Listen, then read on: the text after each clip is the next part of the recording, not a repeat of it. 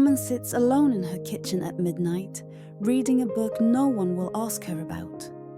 A man finishes painting in his room, knowing he'll never post it online. A young person writes in their journal, pouring out thoughts that will never become a status update. And here's what's remarkable. They're not lonely. They're not sad. They're completely at peace. In a world screaming for attention, where every moment seems to demand documentation and every achievement requires applause, there exists a quiet rebellion. Some people have discovered something radical. They don't need anyone watching to feel alive. This isn't about being antisocial or disconnected. It's about finding validation in places the world doesn't understand. And the psychology behind it reveals something profound about what it really means to be whole. Eileen, can I tell you something I've never really admitted out loud? Of course, what's on your mind? I think I've spent the last 5 years pretending to be someone I'm not. And I'm exhausted. What do you mean? You know how everyone's always out there posting their lives, sharing every moment, making sure people see what they're doing. I tried so hard to be that person. I'd go to events I didn't enjoy, take photos I didn't care about, just so I wouldn't feel left out. But the whole time, all I wanted was to go home. I understand that feeling more than you know. Really, because I always thought something was wrong with me. Like, why can't I just enjoy being seen the way everyone else does? Jenny, there's nothing wrong with you. The truth is, some people are wired differently. We live in a culture that celebrates constant visibility, but that doesn't mean it's the only way to live meaningfully. But that's the thing. When I'm alone, when I'm just doing things for myself with no one watching, I feel more real than I ever do in public. Is that weird? Not at all. What you're describing is actually a sign of deep self-awareness. Think about it. When you're alone, you're not performing. You're not managing impressions or adjusting your personality for an audience. You're just existing as you truly are. Exactly, like I started painting a few months ago. Nothing fancy, just watercolors in my room. And I haven't shown anyone, not a single person. But it's become the most important part of my week. The moment I sit down with my brushes, it's like everything else fades away. That's beautiful. And I'm willing to bet those painting sessions feel more fulfilling than any party or social event you've forced yourself to attend. 1,000 times more. But then I feel guilty about it. My friends will text me, "Where have you been? Why aren't you coming out?" And I don't know how to explain that I'm not avoiding them. I'm just finally finding myself. You don't owe anyone an explanation for choosing peace over performance. What you're experiencing is something psychologists call authentic solitude. It's when you're alone, not because you're escaping others, but because you're meeting yourself. That's exactly it. It's like, for the first time in my life, I'm not asking, what do people think of me? I'm asking, what do I think? What do I feel? What matters to me when no one's watching? And that's where real growth happens. You see, when we constantly need an audience, we fragment ourselves. We become performers in our own lives. But when you remove the audience, something magical occurs. You stop living for applause and start living for meaning. I never thought about it that way. I just knew that every time I posted something online, I'd spend hours checking for likes and comments. And even when people responded, I felt empty.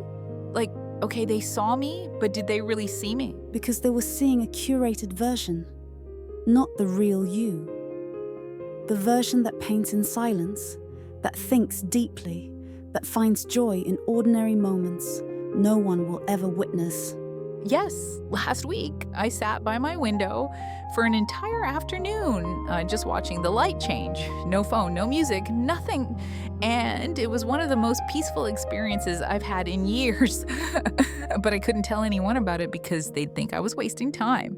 But were you wasting time? No, I was feeling time, really feeling it instead of rushing through it. And I realized something. All those hours I spent trying to create the perfect image for others, I was actually missing my own life. That's a profound realization. You know, research shows that people who can enjoy their own company without needing external validation tend to have stronger sense of identity. They're not swayed as easily by trends or peer pressure because they've developed an internal compass. I wish I'd learned this earlier. I wasted so much energy trying to be visible, trying to matter to people who barely knew me. Don't think of it as wasted. You learned something essential, that you can't find yourself in the eyes of others. You can only find yourself when you stop looking outward and start looking inward. The scary part is I'm starting to realize some of my friendships were based on performance, not connection.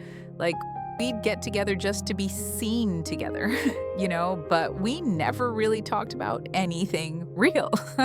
That's a difficult truth to face, but it's also incredibly freeing.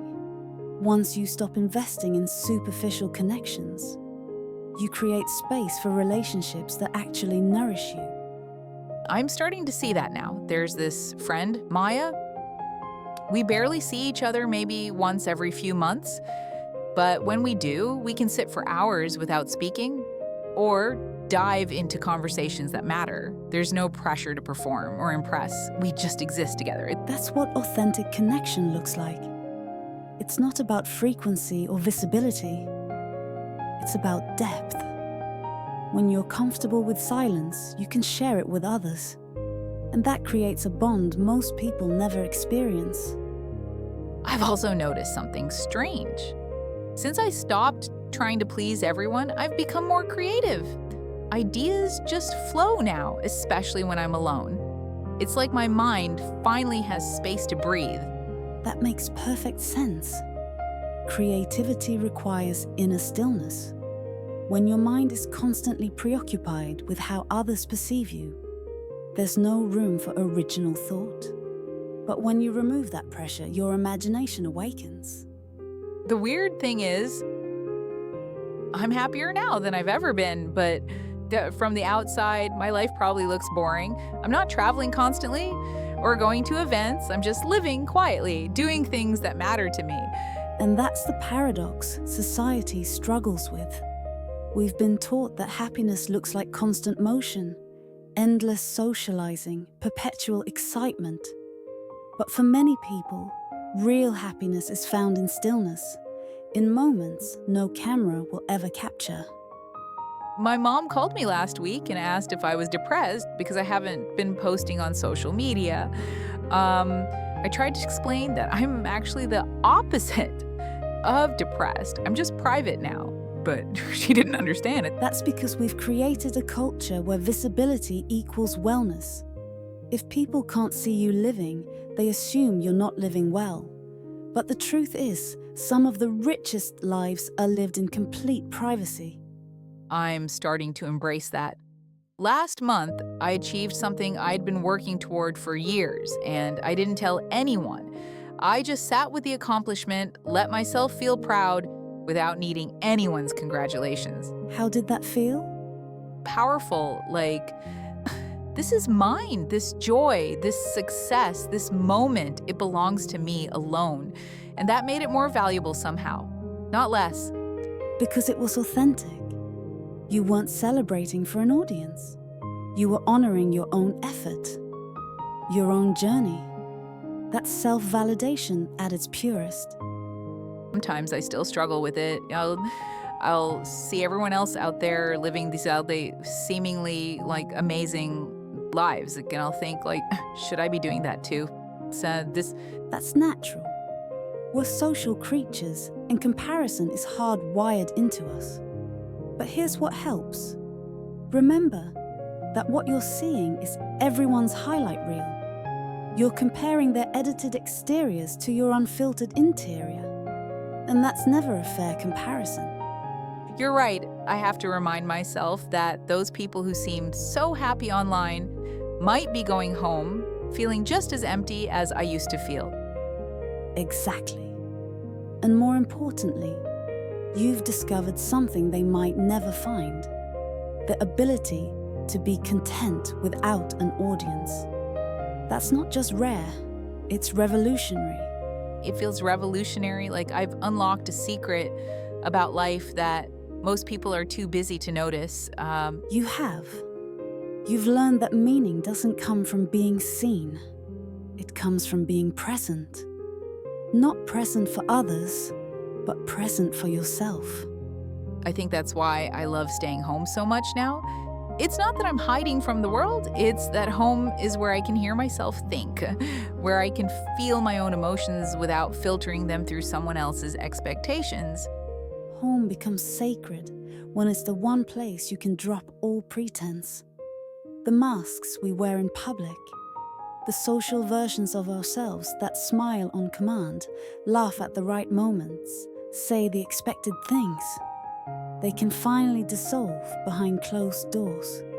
And what's left is just me. Raw, unfiltered, imperfect me.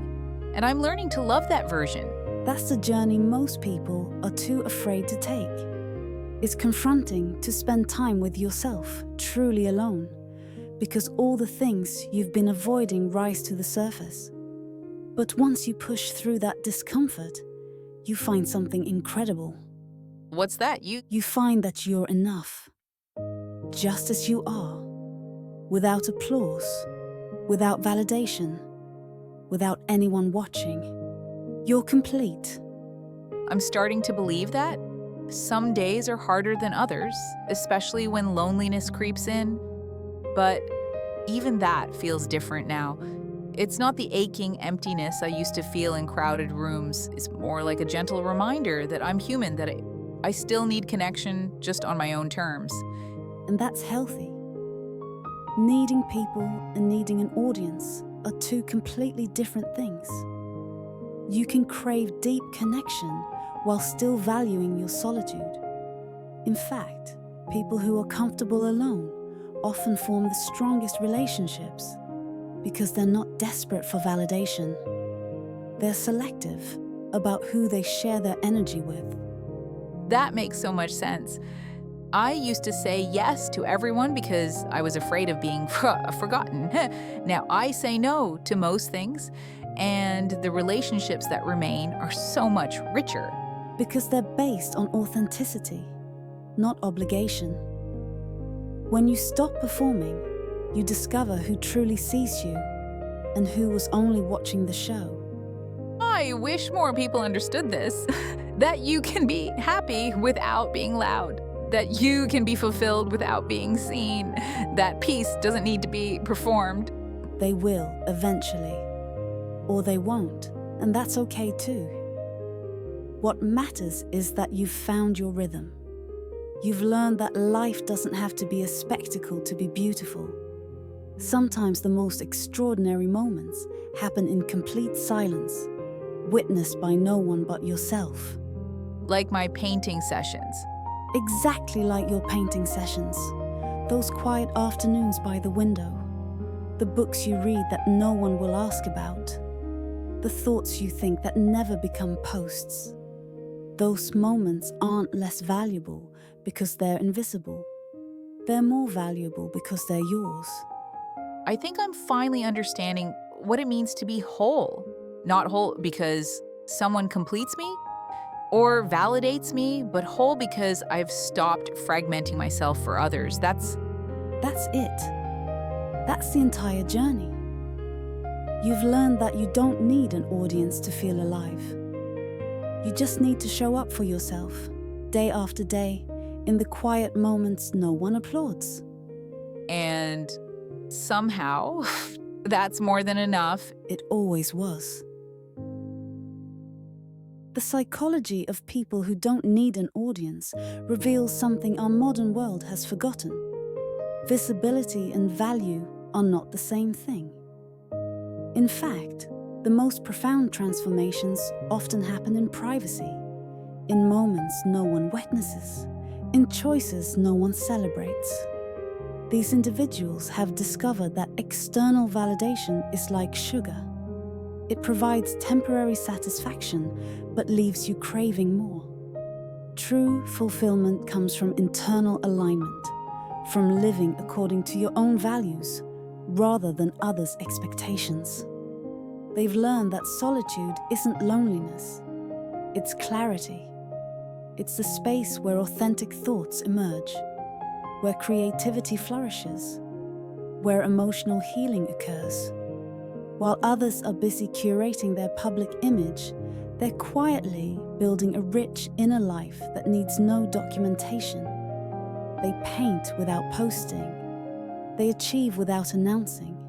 They grow without performing. And in that privacy, they discover something radical. They can be completely content without anyone watching. This isn't about rejecting connection or community. It's about understanding that real connection doesn't require constant visibility. It's about choosing depth over display, substance over spectacle, being over seeming. When you no longer need an audience, you stop living for applause and start living for meaning. You stop asking, "How does this look?" and start asking, "How does this feel?" You stop performing your life and start experiencing it.